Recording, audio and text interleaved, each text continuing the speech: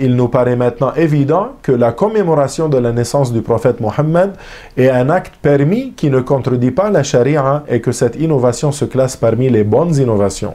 Celui qui rejette ou s'oppose à cette tradition juste pour le fait qu'elle est une bid'a, alors il a tort et son entêtement à rejeter cette bonne innovation indique son ignorance face au jugement qu'en ont donné les savants, ou alors elle démontre son arrogance face à l'acceptation de leurs paroles.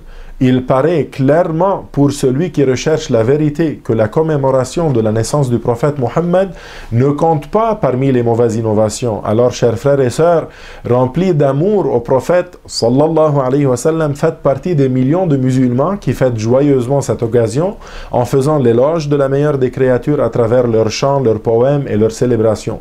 Ne soyez pas affectés du tout ou distraits par ceux qui l'interdisent.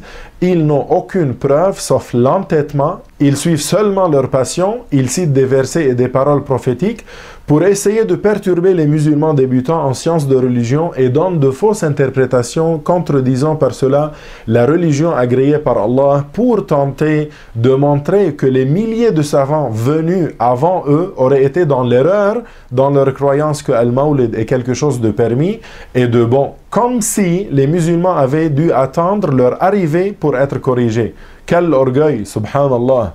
Puis, soyez certains que malgré tous les efforts qu'ils feront, l'argent qu'ils investiront et le temps qu'ils perdront à tenter de convaincre certains gens, ils ne pourront jamais arracher l'amour que les croyants sincères ont pour le bien-aimé Muhammad sallallahu alayhi wa sallam. Ils ne récolteront de leurs tentatives que la déception, incha'Allah.